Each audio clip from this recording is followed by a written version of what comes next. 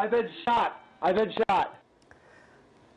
The desperate pleas of a shooting victim caught on an Arizona man's Ring doorbell camera. Police said the man named Anthony had been shot after 3 teenagers held him up at gunpoint and drove him around making ATM withdrawals from his account.